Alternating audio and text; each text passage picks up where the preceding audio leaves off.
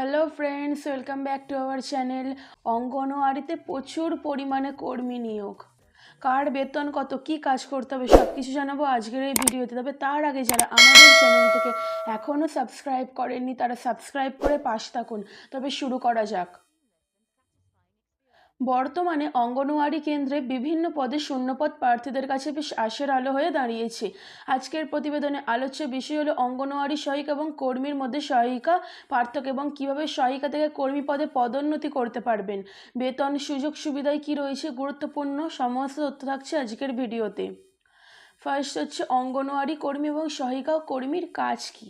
অঙ্গনওয়াড়ি কর্মী প্রধান কাজ হলো গ্রামীণ শিশু সাহায্য কেন্দ্রের অন্তর্ভুক্ত ইন্টিগ্রেটেড চাইল্ড ডেভেলপমেন্ট সার্ভিসের অধীনে শিশুদের পর্যাপ্ত এবং সঠিক মানসম্পন্ন খাদ্য সরবরাহ করা এবং উন্নত মানের জলের সরবরাহ, স্যানিটেশন এবং উপযুক্ত বয়সে টিকাকরণের দেখভাল করার দায়িত্ব পালন করা। এর পাশাপাশি অনেক অফিসিয়াল খাতাপত্রের কাজও করতে হয় হিসাব নিকাশ সহ ম্যানেজমেন্ট করার জন্য। এই তো গেল অঙ্গনওয়াড়ি কর্মী।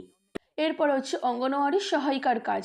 অঙ্গনওয়াড়ি শিশুদের স্বাস্থ্য দেখভাল করা এবং অঙ্গনওয়াড়ি কর্মীকে বিভিন্ন কাজে যথাসাধ্য সাহায্য করা।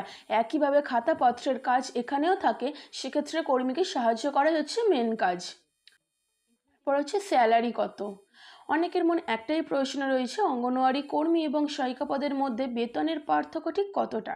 তো তাদের জন্য আজকে কর্মী এবং সহায়িকা উভয় পদের বেতনের মান তুলে ধরেছি। যারা এখনও পর্যন্ত এই বিষয়ে জানেন তারা অবশ্যই জেনে নেবেন। অঙ্গনওয়াড়ি কর্মী মাসে প্রায় 9,000 টাকা ইনকাম করতে পারে, আর একজন অঙ্গনওয়াড়ি সহায়িকা কর্মী মাসে প্রায় 7,500 টাকা ইনকাম করতে পারে। এরপর হচ্ছে কিভাবে আপনি সহায়িকা থেকে অঙ্গনওয়াড়ি কর্মীতে রূপান্তরিত হবেন।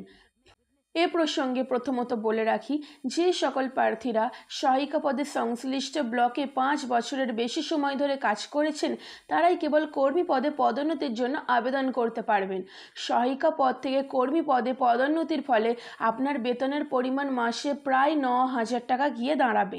প্রত্যেক আবেদনকারী প্রার্থীকে অবশ্যই পরীক্ষায় বসতে হবে। কোনো পরীক্ষার্থী পরীক্ষায় না বসলে নিয়োগের তালিকা থেকে তাকে বাতিল বলে ঘোষণা করা হবে।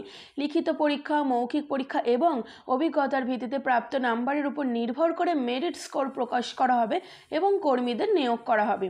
আশা করি ভিডিওটি আপনাদের অনেক হেল্পফুল হতে চলেছে। তো ভিডিওটি ভালো লেগে থাকলে আমাদের চ্যানেলটিকে সাবস্ক্রাইব করে পাশে থাকুন এবং নেক্সট ভিডিও খুব শীঘ্রই আসতে চলেছে।